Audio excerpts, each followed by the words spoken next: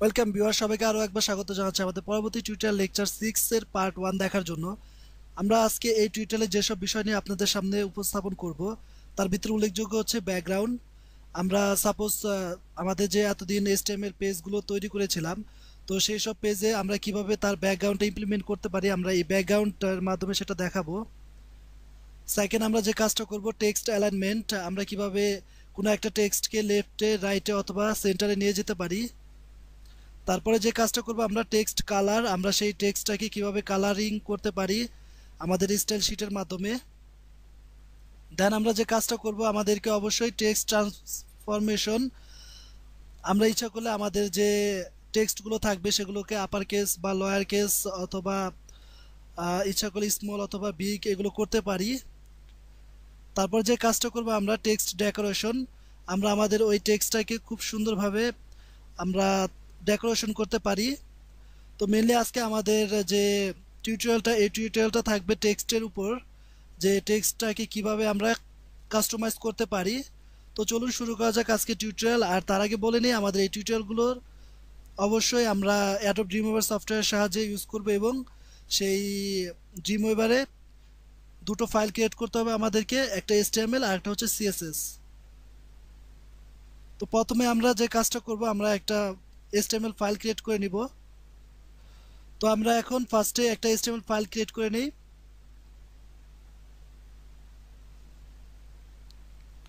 এই ফাইলটাকে এখন আমরা সেভ করব আমাদের যে নির্দিষ্ট ফোল্ডার আছে সেই ফোল্ডারের ভিতরে। আমাদের এই পেজটাকে আমরা সেভ করব।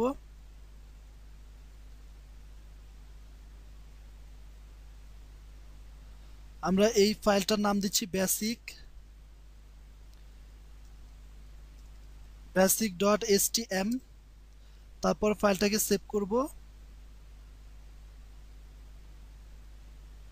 এখন আমরা এই টাইটেলে আমরা আমাদের যে ওয়েব পেজ আছে সেই পেজের টাইটেলটা দিয়ে দিচ্ছি বেসিক টিউটোরিয়াল।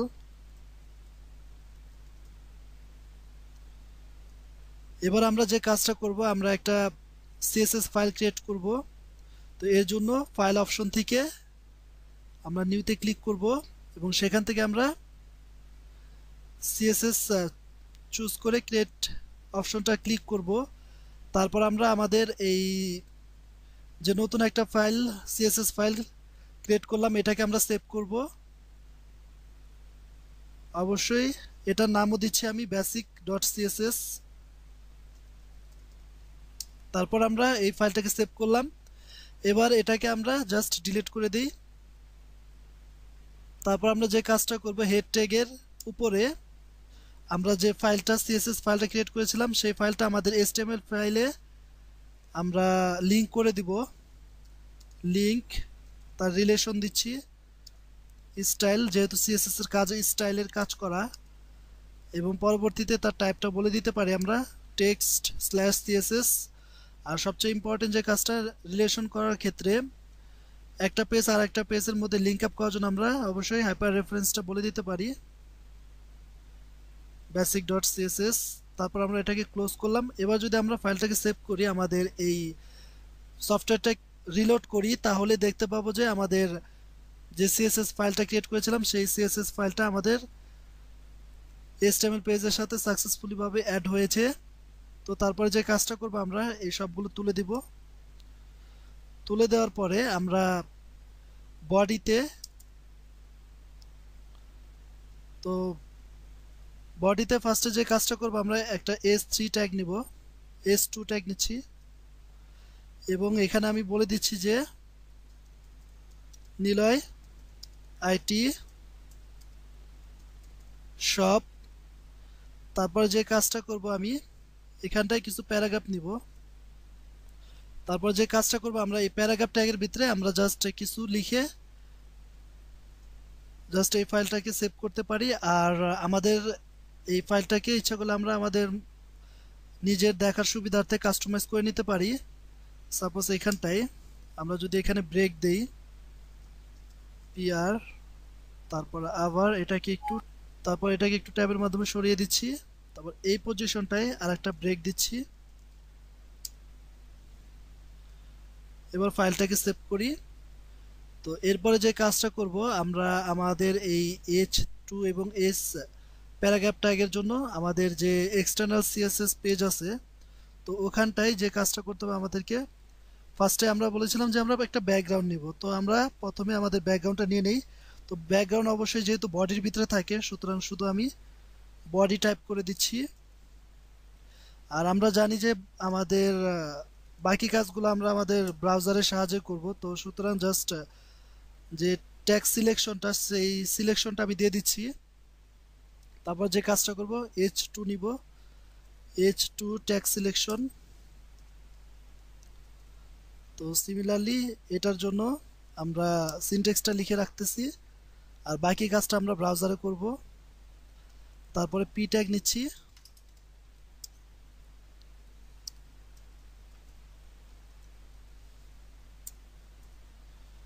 তারপরে এই পজিশনটায় রেখে আমরা এই ফাইলটাকে সেভ করলাম। এবার যদি আমরা আমাদের যে ব্রাউজার আছে, সেই ব্রাউজারে যদি দেখি, তাহলে দেখি কিরকম দেখা যায়। তো দেখুন আমাদের ব্রাউজারে কিন্তু নর্মালি আমরা যে H3 ট্যাগটা নিয়েছিলাম সেই H3 ট্যাগটা আছে, এবং তার নিচে একটা প্যারাগ্রাফ ট্যাগ নিয়েছিলাম, সেই প্যারাগ্রাফ ট্যাগের কিছু কন্টেন্ট আমাদের এখানে চলে এসেছে। তো এখন আমরা যে কাজটা করব, আমরা ব্যাকগ্রাউন্ড নিব। আর ব্যাকগ্রাউন্ড বলতে আমরা কি বুঝি, আমরা যদি সাপোজ আমাদের যে নিলয় আইটি শপ আছে সেই ওয়েবসাইটে যদি একটু ভিজিট করি, তাহলে আমরা দেখতে পাবো যে ঠিক বডির ভিতরে যে আপনারা যে এই কালারটা দেখতে পাচ্ছেন, তারপরে এই যে যেখানে একটা কালার, তারপরে এই স্লাইড শোর যে পিছনের দিকটায় যে কালারটা দেখতে পাচ্ছেন বা ইমেজটা দেখতে পাচ্ছেন, মেনলি এটাকে বলা হয় ব্যাকগ্রাউন্ড। আর এরপরে আছে আপনার, আমরা যদি টেকটুনসে ভিজিট করি, তাহলে টেকটুনসে দেখতে পাবেন যে ব্যাকগ্রাউন্ডটা হোয়াইট। তারপর আমরা যদি আমাদের yahoo.com-এ ঢুকি, তাহলে yahoo.com-এ দেখতে পাবো যে তার ব্যাকগ্রাউন্ডটা কিছুটা অ্যাশ কালার। তো মেনলি এগুলোকেই বলা হয় ব্যাকগ্রাউন্ড। আর ব্যাকগ্রাউন্ডটাকে একজন ভিজিটর যখন ভিজিট করে, তখন অবশ্যই ব্যাকগ্রাউন্ডটাকে খুব আকর্ষণীয়ভাবে তাকে প্রেজেন্ট করতে হয়, কারণ যে কোনো জিনিসের ব্যাকগ্রাউন্ড যদি সুন্দর না লাগে, তাহলে কিন্তু সেই ওয়েবসাইটটা খুব একটা আকর্ষণীয় বা খুব একটা অ্যাট্রাকটিভ হয় না। তো চলুন আমরা ফার্স্টে আমাদের যে পেজটা আছে, আমরা এইমাত্র যেটা পেজ ক্রিয়েট করলাম HTML পেজ, তো এই পেজটাতে কিভাবে আমরা ব্যাকগ্রাউন্ডটা দিব।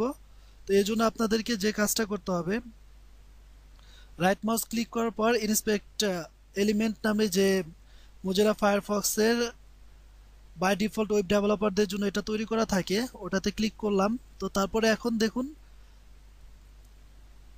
তারপর আমরা যে কাজটা করব, এখানটা আমরা কাজ করব।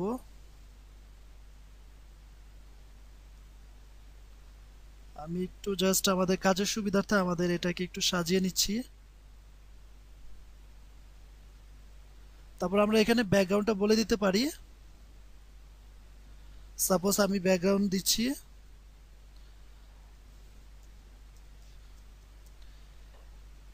ব্যাকগ্রাউন্ড। তারপর আমরা কালার দিতে পারি, COLOR কালার। তারপর আমি যদি এখানে যদি ব্যাকগ্রাউন্ড সাপোজ যে কোনো একটা কালার দিই, সাপোজ আমি যদি অ্যাশ কালার দিতে চাই, তো দেখুন আমাদের পুরো ব্যাকগ্রাউন্ডটা কিন্তু অ্যাশ কালার হয়ে গিয়েছে। এছাড়া আপনারা যদি অন্য কোনো কালার দিতে চান, সাপোজ এই কালারটা দিলাম, দেখুন কালার চেঞ্জ হয়ে গিয়েছে। তারপর আরও একটা কালার দিয়ে দেখি আমি, অন্য একটা কালার, দেখুন এটা আরও ডার্ক হয়ে গিয়েছে। দেখুন আমাদের কিন্তু আমরা যতক্ষণ পর্যন্ত আমরা যত ভ্যালু চেঞ্জ করতেছি, তার সে অনুযায়ী কিন্তু সেই কালারটা চেঞ্জ করে দিচ্ছে বাই ডিফল্ট। এছাড়া আমরা যদি হোয়াইট রাখতে চাই, তাহলে আমরা জাস্ট 3টা F প্রেস করলে হোয়াইট হয়ে যাবে। তারপর আমরা যদি এটাকে যদি ব্ল্যাক করে দিতে চাই পুরোটাকে, তাহলে আমরা 3টা 0 প্রেস করলে পুরো আমাদের যে ব্যাকগ্রাউন্ড আছে সেই ব্যাকগ্রাউন্ডটা ব্ল্যাক হয়ে যাবে। তো আমরা দেখলাম যে কিভাবে আমরা একটা ওয়েব পেজে ব্যাকগ্রাউন্ড হিসেবে কালার ইউজ করতে পারি। তো এখন আমরা যে কাজটা করব, আমরা ব্যাকগ্রাউন্ড হিসেবে ইমেজও ইউজ করতে পারি। সেই ইমেজটা কিভাবে ইউজ করব, তো এর জন্য আমাদেরকে যে কাজটা করতে হবে, সাপোজ আমি একটু এটাকে রিফ্রেশ দিয়ে নিই, আমাদেরকে একটা ইমেজ নিতে হবে। আমরা প্রথমে আমাদের যে হার্ড ড্রাইভ আছে সেই হার্ড ড্রাইভ থেকে আমরা একটা ইমেজ নিয়ে নেই।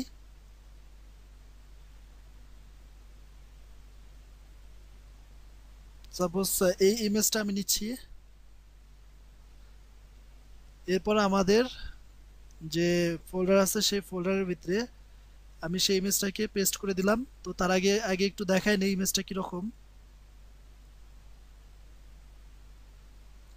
তো দেখুন আমাদের যে ব্যাকগ্রাউন্ড হিসেবে আমরা একটা ইমেজ দিতে চাই, ইমেজটা হচ্ছে ঠিক এরকম।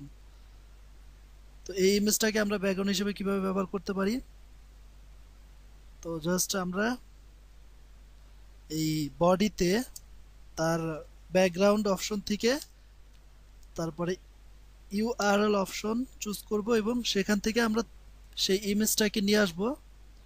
তো নিয়ে আসলাম। এখন দেখুন আমি যদি এটাকে সেভ করি এবং আমাদের ব্রাউজারটাকে যদি একটু রিফ্রেশ করাই তাহলে কি হয়।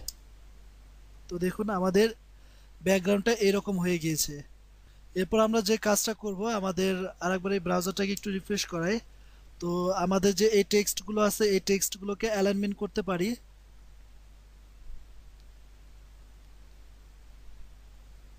তো আমরা ফার্স্টে এইচ যে টুটা টু ট্যাগটা নিয়েছিলাম সেটাকে একটু অ্যালাইনমেন্ট করে দিই।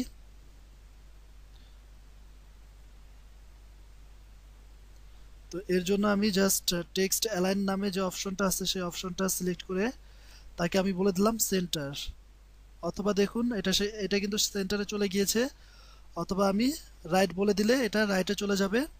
দেখুন রাইটে চলে গিয়েছে। অথবা আমি যদি এটাকে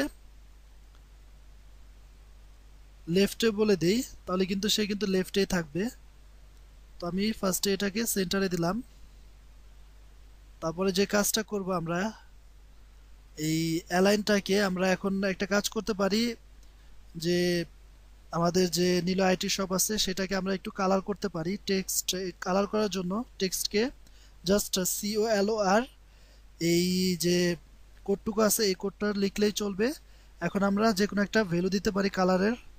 সাপোজ আমি যে কোনো একটা ভ্যালু দিচ্ছি। তো দেখুন এটা কিন্তু সাথে সাথে কালারিং হয়ে গিয়েছে। এছাড়া আপনারা যদি ইচ্ছা করেন তাহলে আপনারা জাস্ট লিখেও দিতে পারেন রেড। তো তারপরে যে কাজটা করব আমরা টেক্সট ডেকোরেশন, এটা টেক্সট ডেকোরেশনও করতে পারি আমি। তো দেখুন, তো টেক্সট ডেকোরেশন ফার্স্টে আমরা বলে দিচ্ছি আন্ডারলাইন। দেখুন আন্ডারলাইন হয়ে গিয়েছে। তারপরে আমরা যদি ওভারলাইন করে দেই, ওভারলাইন, দেখুন ওভারলাইন হয়ে গিয়েছে।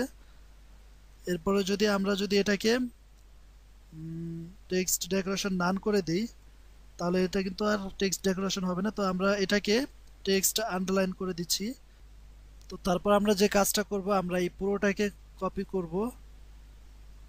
কপি করার পর এখানটায় আমাদের যে H2 ট্যাগ আছে সেই H2 ট্যাগের ভিতরে সেভ করে দিব, পেস্ট করে দিচ্ছি।